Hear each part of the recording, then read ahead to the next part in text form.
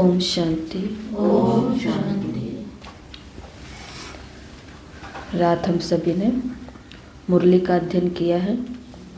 मुरली में बाबा ने पहले पूरी मुरली चलाई है।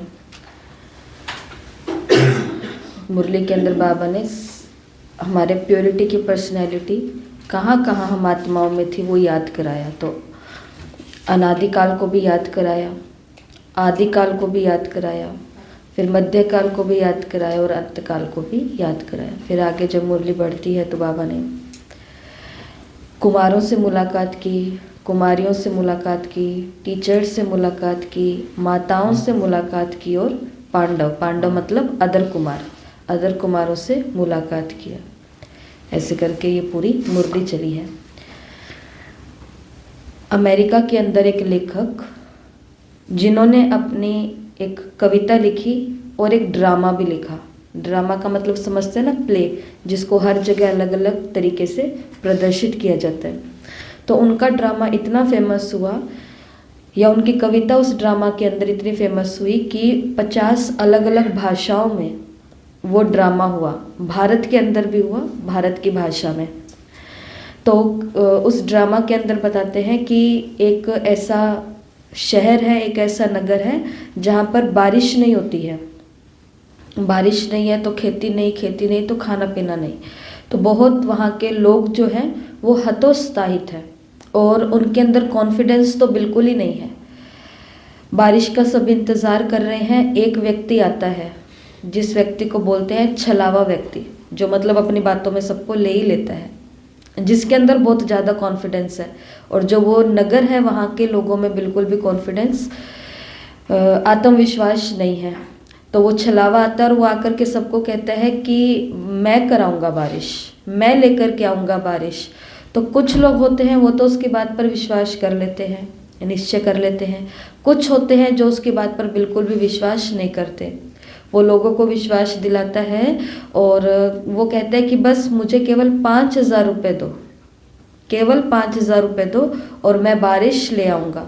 तो जो लोग कहानी के अंदर जाके दिखाते हैं ड्रामा में कि जो लोग उस पर विश्वास करते हैं कि हाँ बारिश आएगी, और आगे चल के दिखाते हैं कि सच में बारिश आ जाती है, सच में बारिश आ भी जाती है, सच में बारिश आ जाती है। तो वो लोगों को कन्विंस कैसे करता है वो यहाँ पे लिखा हुआ है। मुरली के अंदर बाबा ने हमको अपने सारे स्वरूप याद दिलाए कि तुम्हारी प्योरिटी की रॉयल्टी पर्सनैलिटी देखो, वहाँ पर भी इतनी है, वहाँ पर भी इतनी है, वहाँ पर भी। और ब्राह्मण अब तुम बने हो, ईश्वरीय संतान बने हो, तुम्हारे जैसा पवित्र और कोई है ही नहीं। लेकिन बाबा की बातें हम सुनते तो हैं, परंतु फिर भी कभी कभी विश्वास, सुन तो रहे हैं और विश्वास है भी, लेकिन वो स्वयं पर कभी कभी भरोसा नहीं होता। हाँ, और जब अमल नहीं करते तो भरोसा तो टूटता ही है ना, कि बाबा कह तो रहे हैं हम ऐसे हैं परंतु हम ऐसे तो नहीं है। तो ये जो ड्रामा है या ये जो कहानी है ना, ये ज़्यादातर जहाँ पर ये मैनेजमेंट के कोर्स होते हैं, होटल मैनेजमेंट, MBA, और यहाँ पर ये कराया जाता है क्योंकि वहाँ पर लोगों को उन्हें कन्विंस करना होता है, अपनी चीज़ के लिए लोगों को भरोसा दिलाना होता है। तो देखो ये बारिश नहीं है और लोग उस पर कुछ विश्वास कर रहे हैं, कुछ नहीं कर रहे हैं, तो वो लोगों को कैसे विश्वास दिलाता है। लोग पूछते हैं क्या सच में हम तुम्हें 5,000 रुपये देंगे और तुम बारिश ले आओगे? वो कहता है हाँ मेरे दोस्त। लोग पूछते हैं कि कौन सी वाली बारिश? वही वाली बारिश ना जो ऊपर से गिरती है, जिसका हम इंतज़ार कर रहे हैं। वो कहता है हाँ मेरे दोस्त, वही बारिश जो आसमान से आती है, बूंदों में गिरती है, पहाड़ों से फिसलती है, नदियों में चलती है, नहरों में मचलती है, कुएं पोखर से मिलती है, गलियों में फैलती है, मोड़ पर संभलती है, फिर आगे निकलती है, वही बारिश।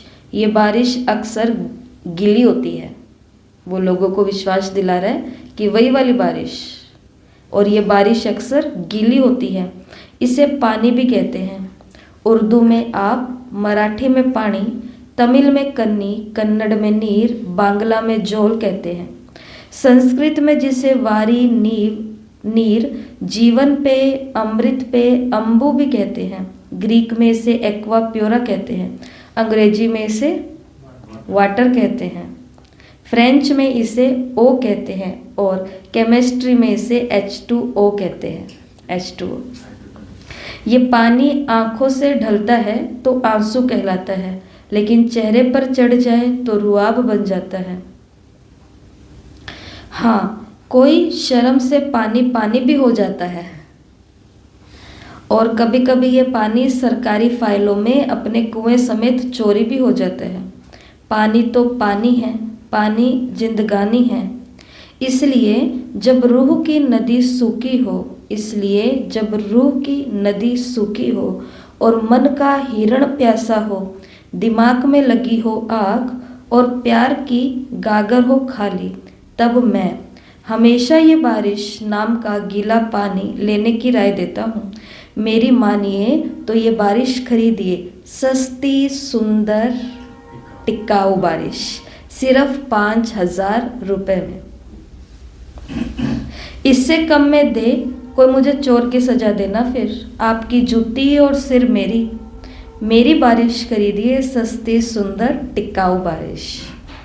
और लोग मान जाते हैं, वो लोगों को कन्विंस। और इसके ऊपर अपने इंडिया में भी अलग अलग ये जो आपको स्थान बताए, यहाँ पर आज भी यही प्ले होते हैं, ताकि लोगों को जब तक स्वयं में ही विश्वास नहीं होगा, बारिश होगी होगी, बाबा ने कहा तुम देवता बनोगे, बनेंगे तो सही, सत्युग में जाओगे, जाएंगे तो सही, अभी तुम उद्धार मूर्त आधार मूर्त आत्माएं हो। हाँ, बाबा कह रहा है तो है ही, बाबा कह रहा है तो है ही, कम थोड़ी ना है हम। माता जगत माता है, बाबा कह रहा है तो है ही, लेकिन वो निश्चय, जैसे इसको निश्चय है। और उस दिन भी आपको बताया था कि मंत्र के अंदर ताकत है, या मंत्र में जो बोलने वाला निश्चय वाला मन है उसमें ताकत है। तो जिसने भरोसा किया कि बारिश होएगी और उसने कन्विंस भी किया तो बारिश हो गई। तो आज की जो मुरली है, बहुत ध्यान से इस मुरली को सुनना। लिखने वाला काम बाद में भी आप कर सकते हो, कोई बहुत बड़ा काम यहाँ पे है ही नहीं।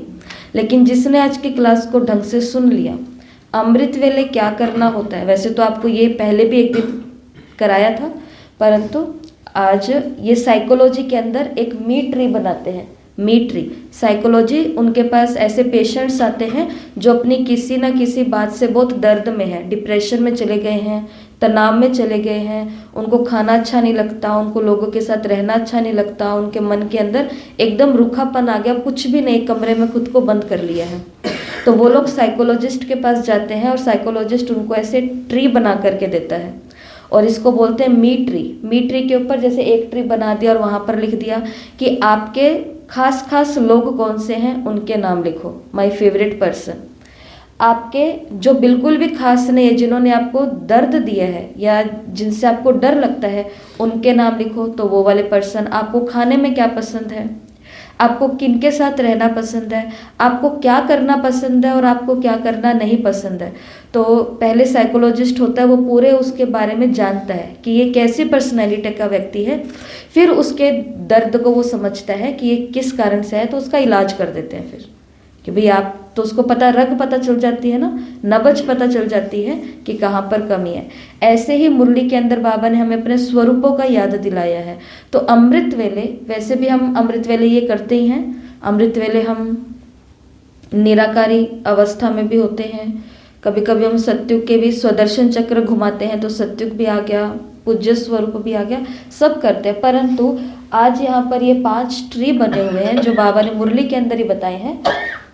तो पहला ट्री है परम धाम का, ट्री परम धाम, दूसरा सतयुग, तीसरा द्वापर युग, फिर संगम युग। ये चक्र नहीं है, ये स्वरूप है। तो यहाँ पर परम धाम में निराकारी स्वरूप, सतयुग में देव स्वरूप, द्वापर में पूज्य स्वरूप, संगम पर ब्राह्मण और एंजलिक ये फरिश्ता स्वरूप।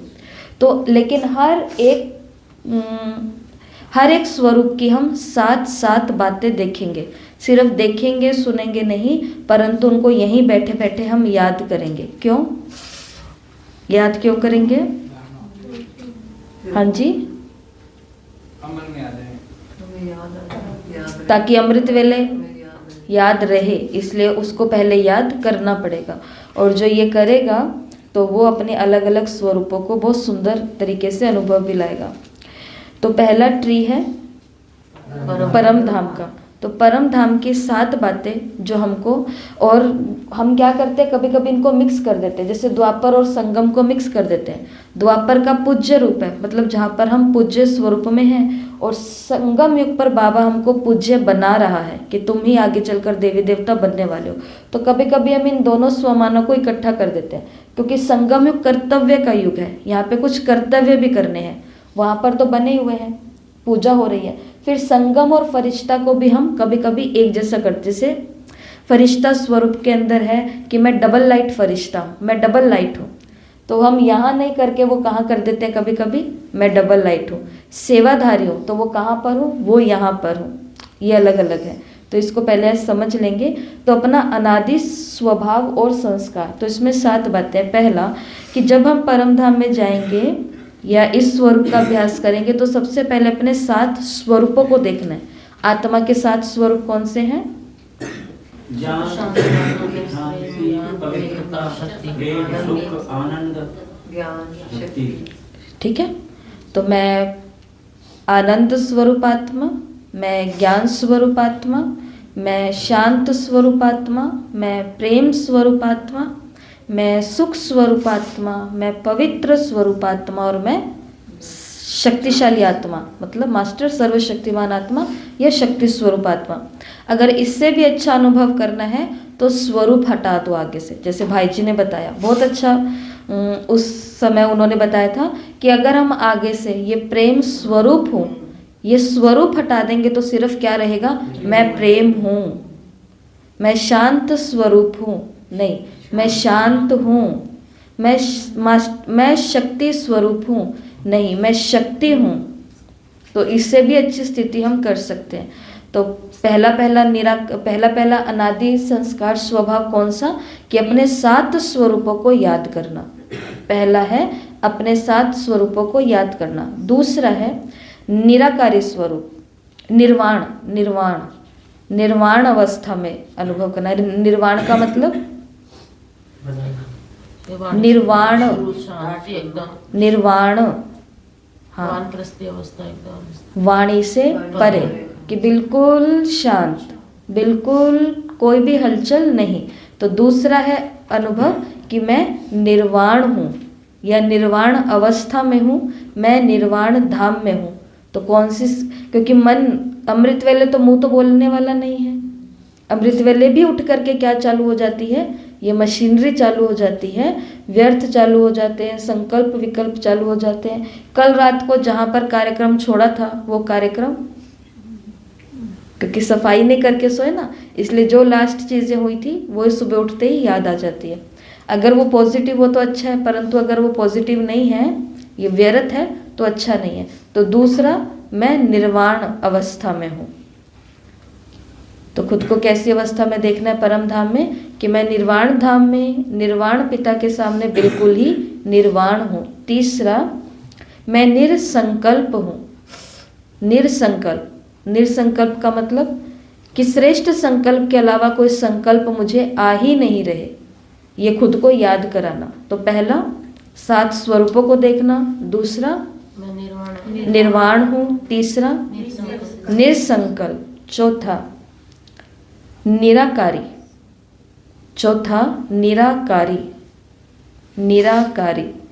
निराकारी भी बोल सकते हैं, या फिर बिंदु भी बोल सकते हैं, या अशरीरी भी बोल सकते हैं, जो भी अच्छा लगे, अलग अलग नाम। तो मैं निराकारी हूँ। तो निराकारी के अंदर, या मैं बीज स्वरूप हूँ, तो बाबा भी पॉइंट ऑफ लाइट, मैं भी पॉइंट ऑफ लाइट। मैं निर्लेप हूँ। 5वां, मैं निर्लेप अवस्था कौन सी होती है? हाँ जी, कोई दाग नहीं। और निर्लेप पवित्र और निर्लेप निर्लेप कहाँ बोलते हैं, कहाँ सुना आपने निर्लेप शब्द? कर्मों की लेप छेप। हाँ, यही सुना है ना, कि भाई कर्मों की कोई भी लेप छेप आत्मा पर नहीं हो, ऐसा। तो कर्म कब कर्मों के संपर्क में कब आते हैं? जब शरीर है ये 5 तत्वों का, तो निर्लेप हो अर्थात 5 तत्वों के आकर्षण से परे हो। निर्लेप हूँ अर्थात 5 तत्वों के आकर्षण से परे हूँ। छठा, निर्बंधन हो। ये कितना सुंदर स्वमान है, ये कितनी अच्छी अवस्था है कि मैं निर्बंधन हूँ, जिसके बारे में कल भी आपको थोड़ा सा बताया था कि सबसे बुरी जीवन कौन सी जीवन है? गुलामी वाली जीवन है। देखो विवेकानंद, स्वामी विवेकानंद जी ने अमेरिका के अंदर जब थे वो, तो वहाँ पर उन्होंने अपनी डायरी के अंदर एक वाक्य लिखा है किताब में। तो उन्होंने ये लिखा है कि जो व्यक्ति गुलाम है, जो व्यक्ति गुलाम है उस व्यक्ति को या तो आप रूखा सूखा दे करके हाथ में ये बांध करके, जंजीरें बांध करके कहीं पर अटका करके खड़ा कर दो, या फिर आप उसी गुलाम व्यक्ति को सजा करके, सुंदर बना करके, श्रृंगार करके एक ऊंचे सारे आसन पर बिठा दो, लेकिन गुलाम तो गुलाम ही है। आज संसार के अंदर यही तो हाल हो रहे हैं। एक व्यक्ति तो साफ दिख रहा है कि ये देखो ये इनका गुलाम है, कि जहाँ जहाँ ये इनको चलाते हैं वहाँ वहाँ ये चलते हैं। बुद्धि से एकदम उसके क्या बन गए हैं? गुलाम बन गए। राइट और रॉन्ग की परख ही नहीं है। और कल ही आपको बताया था कि गुलाम किस आधार पर होते हैं? खाने के आधार पर होते हैं। जैसे माताएं हैं तो उनको पता है कि हमारे पास तो पैसा नहीं है, माताएं होती भी है तो वो यही तो बातें कहते हैं कि सभी माताएं यहाँ बैठी और सबने अपने जीवन में सच सच बताना, एक बारी तो ये सोचा ही होगा ना कि मेरा तो जी करता है मैं मर जाऊं या यहाँ से चली जाऊं, लेकिन किसके कारण बैठी हूँ? बच्चों के कारण बैठी हूँ। राइट या रॉन्ग? ये देखो आप सब हाँ कर रहे हो, क्योंकि यही है। तो वो उस समय का बंधन था। थोड़े और बड़े हो जाओ तो अलग बंधन आ जाएगा, थोड़े और बड़े हो जाओ तो अलग बंधन आ जाएगा। लेकिन आत्मा जब परम धाम के अंदर थी तो वो कौन सी अवस्था में थी? निर्बंधन थी, उसको कोई भी बंधन नहीं था। तो हमको अभी उसी अवस्था का अनुभव करना है कि मैं परम धाम में हूँ, और परम धाम में ये भी मीट्री है कि मैं 7 स्वरूपों के हूँ, अंदर हूँ। मैं निर्वाण अवस्था में हूँ, मैं निरसंकल्प हूँ, मैं निराकारी हूँ, मैं निर्बंधन हूँ, मैं निर्लेप हूँ, निर्बंधन हूँ। और 7वां है मैं निराधार हूँ। निराधार का मतलब कि मुझे कोई भी आधार नहीं चाहिए।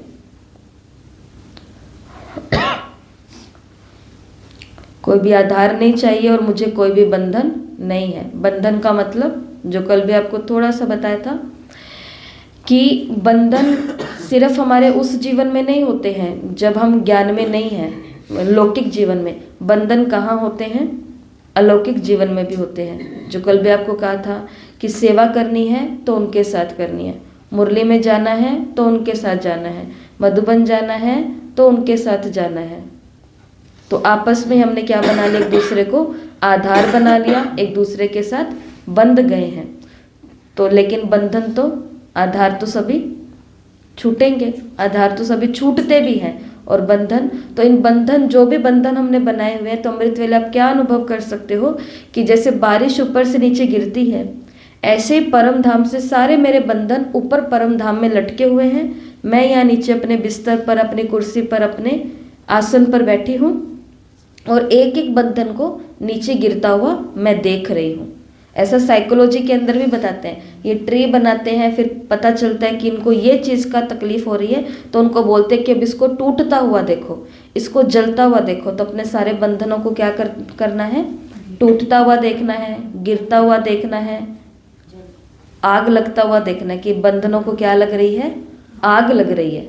लेकिन ये देखना पड़ेगा। जैसे लोगों ने विश्वास किया कि बारिश ये लाएगा, और उसने बारिश को लाया भी, ऐसा लास्ट में पता चला।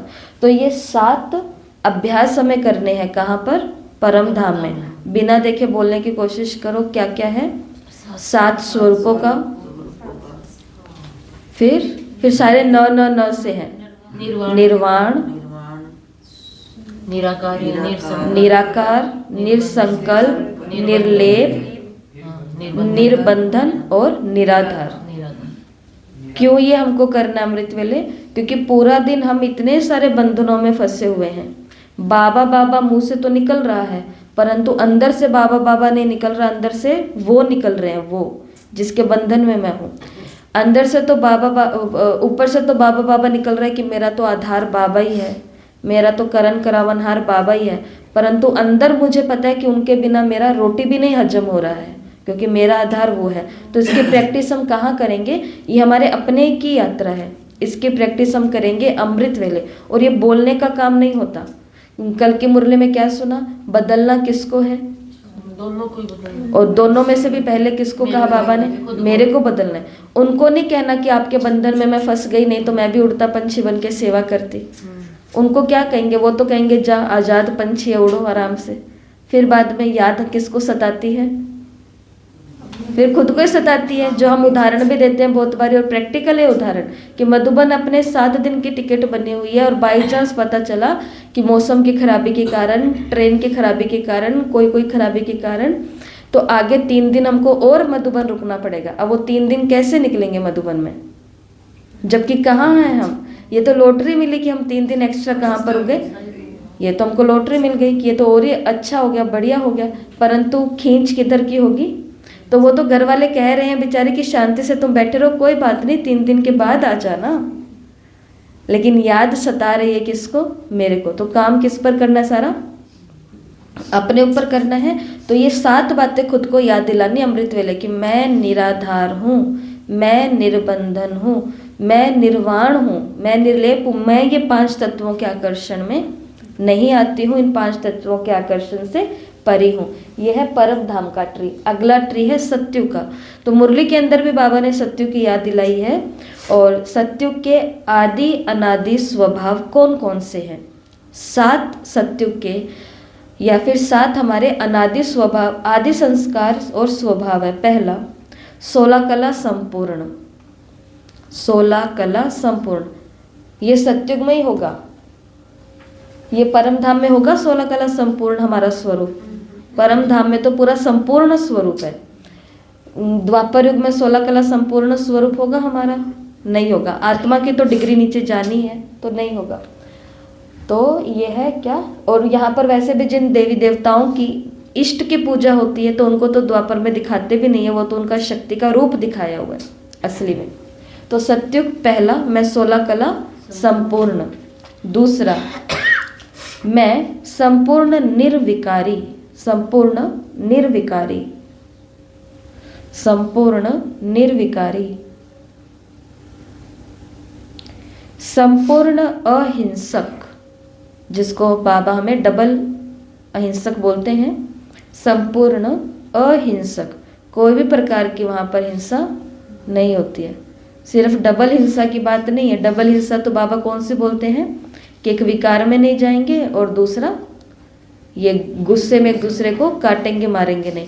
लेकिन यहाँ पर क्या लिखा हुआ है कि संपूर्ण अहिंसक होंगे, क्योंकि अभी भी इस समय भी ऐसे बहुत सारे लोग हैं जो विकार में भी नहीं जाते। मुरली में भी बाबा ने बोला कि वो क्योंकि उन बंधनों में नहीं जाना चाहते, इसके लिए वो शादी, इसलिए वो भी बाबा ने कहा पवित्र रहते हैं। तो ऐसे अभी भी बहुत सारे लोग हैं जो ब्रह्मचर्य का पालन भी करते हैं और जो लड़ाई झगड़ा में एक दूसरे को मर्डर भी नहीं करते, मारते काटते भी नहीं है। लेकिन क्या उनको संपूर्ण अहिंसक कह सकते हैं? नहीं कह सकते। क्यों नहीं कह सकते? क्योंकि पिछले 2 भट्टियों में भी हमने देखा है कि चाहे जीवों से या एनिमल से जो भी हम प्रोडक्ट ले रहे हैं, तो ये भी एक क्या है अपने आप में? हिंसा ही है। ये भी हिंसा ही है, अहिंसा नहीं है, हिंसा है। और सूक्ष्म के अंदर भी किसी को दुख देना, तो ये भी हिंसा है। इसलिए सत्युग का क्या है? स्वभाव और संस्कार संपूर्ण अहिंसक। चौथा मर्यादा पुरुषोत्तम। मर्यादा पुरुषोत्तम, आत्मा बिल्कुल अपने उत्तम अवस्था में बैठी है क्योंकि वो मर्यादित है। 5वां दिव्य गुण मूर्त। दिव्य गुण मूर्त, वो फूलों का गुलदस्ता दिखाते हैं ना कोर्स की बुक के पीछे, मधुरता, सहनशीलता, निर्माणता, निर्भयता। तो दिव्य गुण मूर्त, हाँ मैं राज्य अधिकारी हूँ। हाँ हाँ, बिल्कुल हो सकता है। फिर छठा, आत्म अभिमानी। वहाँ पर सभी लोग कैसे रहते हैं? आत्मिक अवस्था में ही रहते हैं। उनको अपने रिश्ते पता है, परंतु फिर भी सभी कौन सी अवस्था में है? सभी को, जैसे अभी सारे कौन से अभिमान में है? देहाभिमान में। सारे के सारे, एक छोटा सा बच्चा भी, उसको भी क्या है? अपने चीज का भयंकर अभिमान है, देहाभिमान है। ऐसे सत्युग के अंदर बच्चे को कौन सा अभिमान होगा? आत्मा का, आत्म अभिमानी। और सातवां है मिलनसार। मिलनसार, ये तो वहां के पशुओं में भी पाया जाएगा, मिलनसार। तो ये सात मैं हूं, कहाँ पे? सतयुग में। तो मैं ही हूँ सतयुग में जो 16 कला संपूर्ण हूँ। मैं ही हूँ सतयुग में जो संपूर्ण निर्विकारी हूँ। मैं ही हूँ जो संपूर्ण अहिंसक हूँ। मैं ही हूँ जो मर्यादा पुरुषोत्तम हूँ। मैं ही हूँ जो दिव्य गुण मूर्त हूँ, मूर्त। और मैं ही हूँ आत्म अभिमानी। और लास्ट में मैं ही हूँ सतयुग में जो मिलनसार हूँ। तो अपने ये फिर से बार बार रिपीट कर रही हूँ कि हम ये क्यों करेंगे, अमृत वेले ये क्यों करेंगे, हम ये वाली प्रैक्टिस करते हैं, लेकिन अब प्रॉपर तरीके से करेंगे। क्यों करेंगे? क्योंकि सारे के सारे गुण हमारे अंदर मर्ज हुए पड़े हैं। वो सारे क्या हो जाए? बार बार जब हम बोलेंगे मैं प्रेम हूँ, मैं शक्ति हूँ, मैं संपूर्ण अहिंसक हूँ, मैं मिलनसार हूँ, ऑटोमेटिक ही हम, जैसे अभी हमारे साथ क्या प्रॉब्लम है, आदि से जाति के सारी दुनिया के साथ प्रॉब्लम है कि वो चाहते नहीं है बोलना, परंतु उनसे बोला जाता है, क्योंकि आदत बन चुकी है अंदर तक। वो चाहते नहीं है सुनना, परंतु सुना जाता है। वो चाहते नहीं है खाना, परंतु खाया, वो कहते खाया ही जाता है। ऐसा वो चाहते नहीं है पीना, परंतु पिया जाता है। एकदम ऐसे कुछ क्रेविंग्स उठती है, कुछ ऐसा तलब उठती है, तो वो सब चीज़ें अपने आप ही हो जाती है, सुनने, खाने, पीने, करने वाली।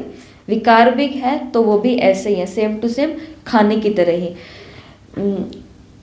तो ये भी दुनिया का हाल है, क्योंकि उनके अंदर कौन से ख्याल चल रहे हैं सारा दिन? ये चल रहे हैं।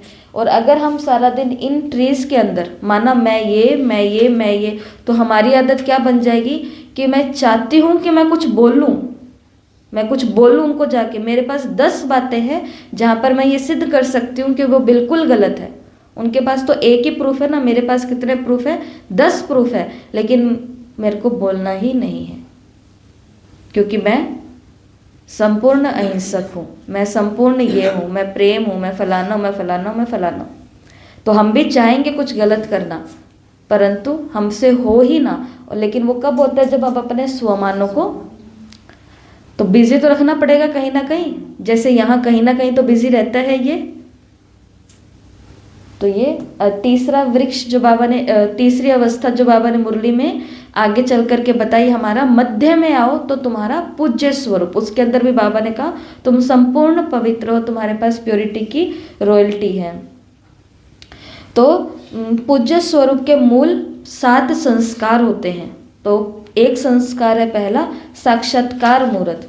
जो इष्ट देव देवियां होते हैं ना, उनसे सभी को साक्षात्कार होता ही होता है, होता आया है। जो भी बहुत अच्छे से भक्ति करता है ना, उसको अपने इष्ट दिखते हैं। आपको भी दिखे होंगे अपने समय में जब आपने भक्ति की है ना बहुत दिल से, तो उनको अपने इष्ट दिखते हैं, उनको अपने इष्ट के इशारे दिखते हैं, उनको अपने इष्ट के कोई ना कोई संदेश भी सुनाई भी दे जाते हैं। और कुछ कभी कभी तो स्थूल चीज़ें भी दिखती है कि इष्ट यहीं पर ही है। मेरे को एकदम से ऐसे याद आता है कि कभी कभी कुछ चीज़ें होती है ना, तो नवरात्रे हम करते थे लौकिक में, तो उस समय पता नहीं क्यों ऐसे एकदम से मन में आया, क्योंकि वो धूपिया करते हैं ना, धूपिया समझते हो? सूखा वो करते हैं। हाँ, क्या बोलते हैं उसको? उपले जो होते हैं, उपले गाय के उपले होते हैं ना, तो उनसे वो धूपिया करते हैं। तो उस समय लौकिक में जो ये लोग थे तो ऐसे बोलते थे कि भाई सच में मतलब धूपिया आना, मतलब वो आग उसमें से आना, मतलब देवी का उस समय देवी आ जाती है तभी वो आग आती है। तो ये साइन है, ये निशानी है। तो बच्चे होते हैं, बच्चे तो जैसे सुन लेते, तो ये मैंने 1-2 बारी किया भी हुआ है। क्या किया कि थोड़ा सा कुमकुम होता है ना, लाल टीका सूखा, तो कुमकुम है वो ले लिया, और जितने भी गेट आपको दिख रहे हैं यहाँ पर, जैसे आगे वाला गेट था तो वहाँ पर थोड़ा सा ऐसे कुमकुम लगा दिया, ये वाला गेट था तो यहाँ लगा दिया, ये वाला यहाँ लगा दिया। यहाँ पे 2 रूम थे तो एक यहाँ पर एक यहाँ पर, रसोई के आगे भी एक यहाँ पर, सब जगह कुमकुम ऐसे लगा दिया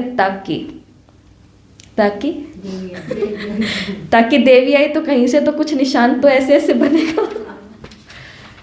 परंतु कुछ नहीं हुआ वो तो, क्योंकि फिर समझ में आता है कि जरूर तो ना कि वो शक्ति यहाँ से ही कहीं से आएगी, वो ऊपर से भी तो आ सकती है।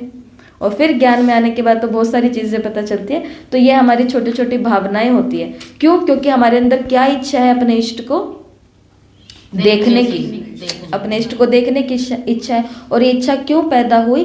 क्योंकि इस स्वरूप के अंदर वो स्थिति है, देव स्वरूप, ये पूज्य स्वरूप के अंदर ये अवस्था है, उनका ये स्वभाव है, उनका ये संस्कार ही है कि वो क्या होते हैं, साक्षात्कार मूर्त होते हैं। तो पहला, मैं द्वापर में हूं तो कौन हूं पूज्य में? मैं साक्षात्कार मूर्त हूं। मैं दूसरा वरदानी हूं, वरदानी।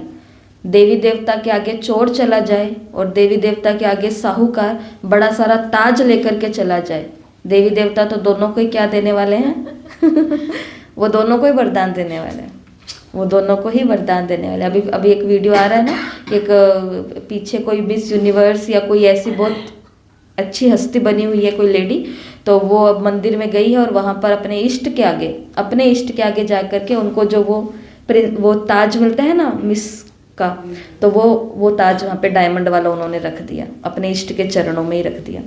तो ऐसा भी, तो ये इष्ट स्वरूप होता है या पूज्य स्वरूप होता है। तो यहाँ मैं पहला साक्षात्कार मूर्त हूँ, मैं वरदानी हूँ, मैं शक्ति संपन्न हूँ, मैं शक्ति संपन्न हूँ। बताओ, संतान चाहिए तो भी इष्ट से, पैसा चाहिए तो भी इष्ट से, स्वास्थ्य चाहिए तो भी इष्ट से, जॉब चाहिए तो भी इष्ट से, खाने की कोई फेवरेट चीज़ चाहिए तो भी इष्ट से, कुछ भी चाहिए, यहाँ तक कि दुख में होते हैं और इल्ज़ाम लगाने होते हैं तो भी किसके पास पहुँचेंगे? इष्ट में, क्योंकि उसके पास ये सारी शक्तियाँ हैं। तो पूज्य स्वरूप में मैं कौन हूँ? शक्ति संपन्न हूँ। चौथा, पूज्य स्वरूप में मैं हूँ तो मेरा स्वभाव और मेरा संस्कार है कि मैं भक्त वत्सल हूँ, भक्त वत्सल। भगत भगवान को, अपने इष्ट को बहुत प्रिय लगते हैं। भगत से अगर किसी ने पंगा ले लिया तो वो इष्ट छोड़ता नहीं है उसको। भगवान तो बहुत ऊंची बात हो गई, इष्ट की बात हो रही है कि इष्ट भी नहीं छोड़ते उनको। जैसे इधर काली माता का स्वरूप है, वो कितना विकराल दिखाया हुआ है। काली सबके लिए खप्पर वाली है ऐसा दिखाया, लेकिन स्वामी विवेकानंद के गुरु रामकृष्ण ठाकुर, जिनको हम रामकृष्ण परमहंस कहते हैं, उनके लिए काली माँ क्या थी? माँ थी। वो सब उसकी सुनती थी, करती थी। वो एक लास्ट में दिखाते ना, उनके लास्ट समय के अंदर दिखाते कि उनके पास एक बहुत बड़े सन्यासी आए हैं और वो परमहंस, इनको रामकृष्ण परमहंस को कह रहे हैं कि चलो तुम्हारी भक्ति बहुत हो गई, अब तुमको सन्यास धारण करना चाहिए, मतलब अब तुम समाधि में बैठ जाओ। तो वो कहते कि रुको मैं माँ से पूछ के आता हूँ। तो वो बोलते कि तुम्हारी माँ है?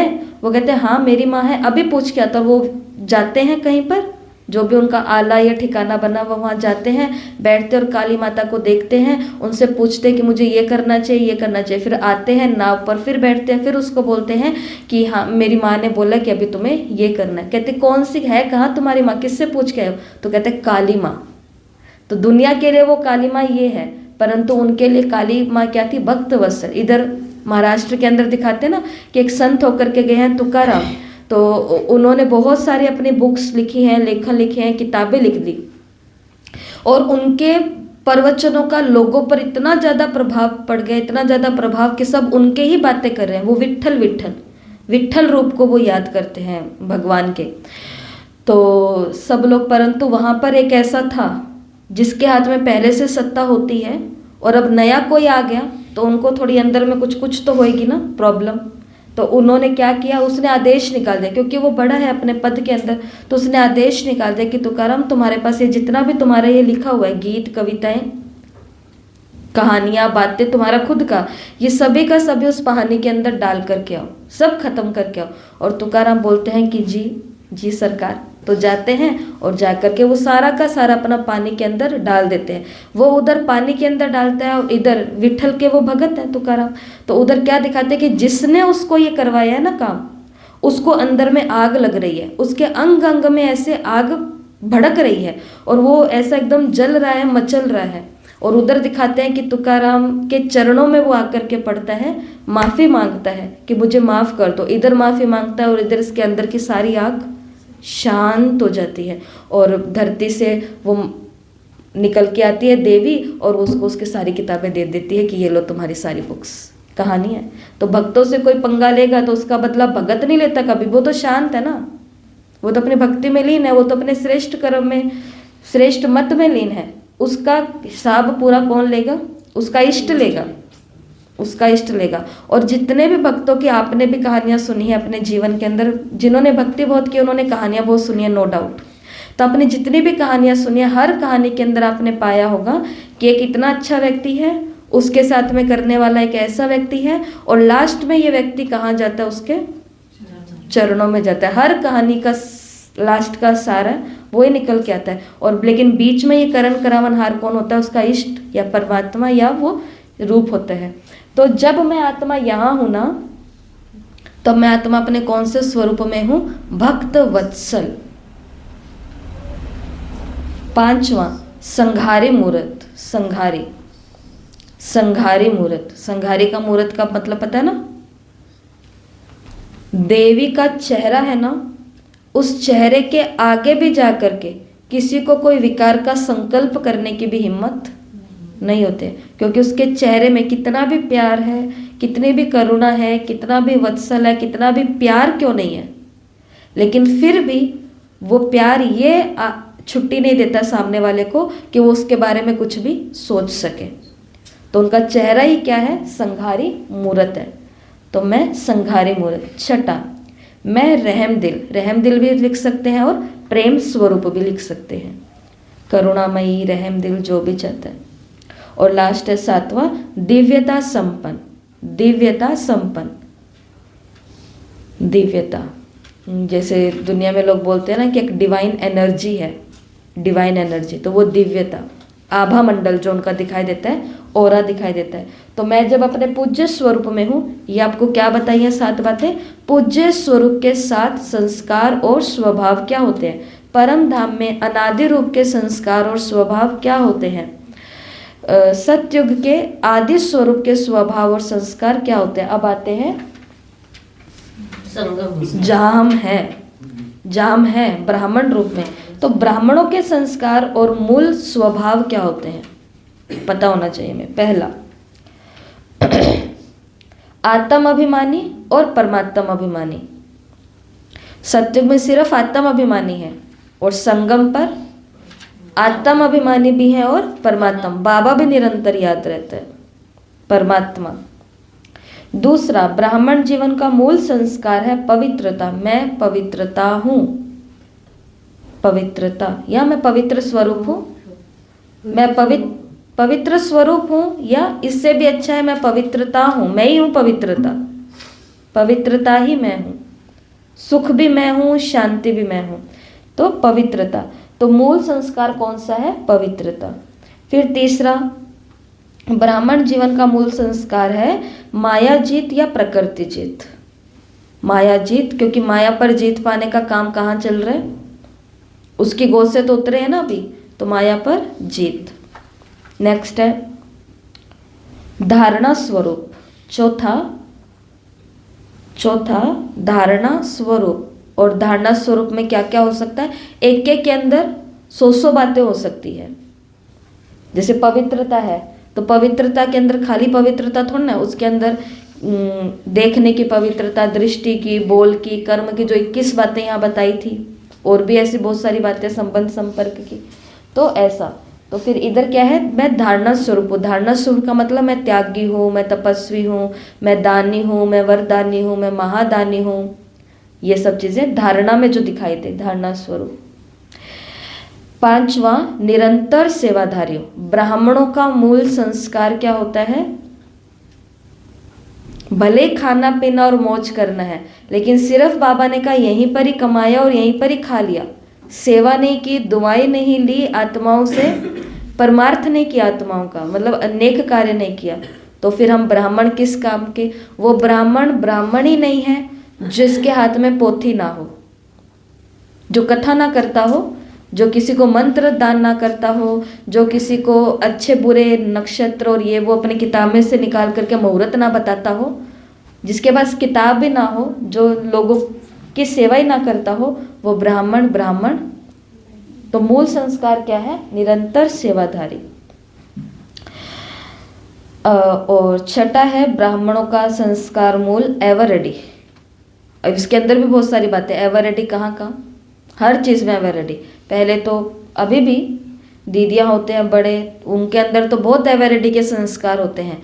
अगर टाइम दे दिया इतने बजे नहीं पहुँचे, हमारे तो खुद के साथ ऐसी घटना घटी हुई, नहीं उस समय रेडी हुए तो वो छोड़ करके चले जाएं, ताकि हमेशा, क्योंकि बोलने से कभी शिक्षा मिलती है क्या?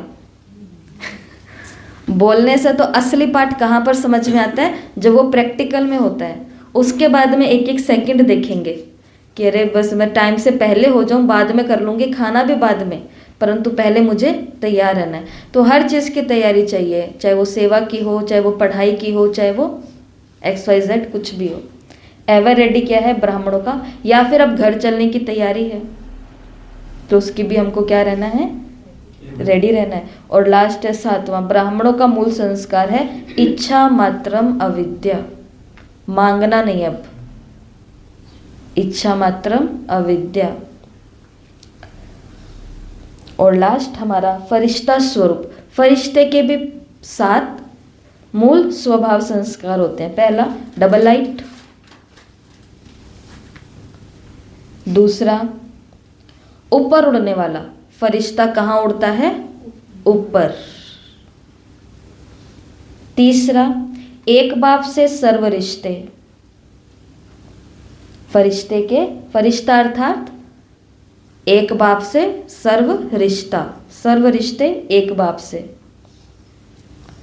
फरिश्ते रूप के मूल संस्कार है चौथा परमात्म संदेश वाहक। उड़ना क्यों है डबल लाइट होकर के? क्योंकि परमात्मा का संदेश फैलाना है सब जगह।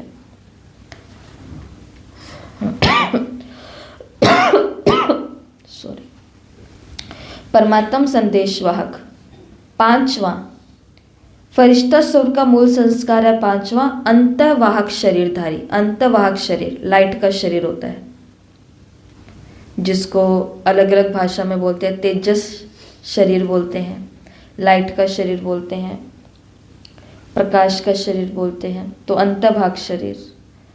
6 छठा है कि फरिश्ता का मूल संस्कार है कि वो उपराम होता है और वो साक्षी होता है, ऊपर से सब देख रहा होता है साक्षी होकर के। जैसे ब्रह्मा बाबा, ब्रह्मा बाबा ऊपर ही हैं, उपराम अवस्था में होकर के वो नीचे को सब कुछ देख रहे हैं साक्षी होकर के। और last light house might house, light house might house. Light house might house का मतलब जो समुद्र के बीचों बीच है, नावें हैं, वो अपना रास्ता, जहाज अपना रास्ता भूल गई है, तो वो लाइट हाउस क्या करता है? अपनी रोशनी से उनको रास्ता दिखाता है। तो ऐसे बाबा ने कहा फरिश्ता कौन? जो लाइट हाउस हो माइट हाउस हो, योग में बैठे हैं, अपनी स्थिति में बैठे हैं और फरिश्ता बन करके कितने सारे युवा भटके हुए हैं, उन सभी को रास्ता दिखाओ मधुबन का, उन सभी को रास्ता दिखाओ अपने लोकल सेवा केंद्र का, उन सभी को रास्ता दिखाओ बाबा का। तो ये क्या है? रास्ता दिखाना। करना तो सारा योग में पड़ेगा। 2 ही बातें चाहिए, एक पवित्रता का बल और दूसरा योग बल, बाकी तीसरा कोई काम ही नहीं है। ये बोलने वाला काम तो सेवा का भी टाइम चल रहा है तो बोल रहे हैं, कोर्स हो रहे हैं, मुरलियाँ हो रही हैं, सेवाएं हो रही हैं, लेकिन फिर भी ये ऊपर दिखने वाला काम है नज़दीक लाने के लिए। परंतु असली काम तो ये नज़दीक, ये आ गए हम नज़दीक। नज़दीक आने के बाद क्या? नज़दीक आने के बाद भी तो योग का बल और पवित्रता का बल ही चाहिए। बिना योग के बल से, बिना पवित्रता के बल से इस बीके लाइफ में कितने दिन चलेंगे? थक जाते हैं। कल की मुरली में, परसों की अव्यक्त मुरली बाबा ने बोला थक जाते हैं, बोर हो जाते हैं रोज़ एक ही रूटीन से, यही उठो ये योग करो, ये मुरली क्लास में जाओ, ये पढ़ो, ये घर का आके धंधा करो, फिर यही करो, ये करो। बोरिंग लाइफ हो जाती है, थक जाते हैं। तो बाबा ने कहा थक तो नहीं जाते हो। और थकता वो नहीं जिसके पास रोज का कोई नया लक्ष्य होता है, उसको पता है आज नया माल मिलने वाला है, आज नया कुछ अनुभव होने वाला है योग में। तो ये आपको ऐसी 35 स्थिति, 35 स्थितियां हो गई है यहाँ पर। 7 7 7 7 7। मैं परम धाम में क्या हूँ, मैं सत्युग में क्या हूँ, मैं मध्य में क्या हूँ, मैं अंत में ब्राह्मण स्वरूप में क्या हूँ, और मैं फरिश्ता रूप में क्या हूँ। तो अमृत वेले अगर इस स्थिति में बैठ करके योग करोगे, एक तो टाइम भी बहुत कम रहेगा, 45 मिनट तो लगेंगे, बहुत ही कम है। अमृत वेला थोड़ा बढ़ना चाहिए। और उसके बाद में जो व्यर्थ का चांस है वो कहीं भी आने का, व्यर्थ आने का कोई भी चांस नहीं रहेगा, और सेवा ही सेवा होगी इस अवस्था से। ठीक है। और दूसरा काम आज सभी को ये करना है। पहला काम तो ये करना है।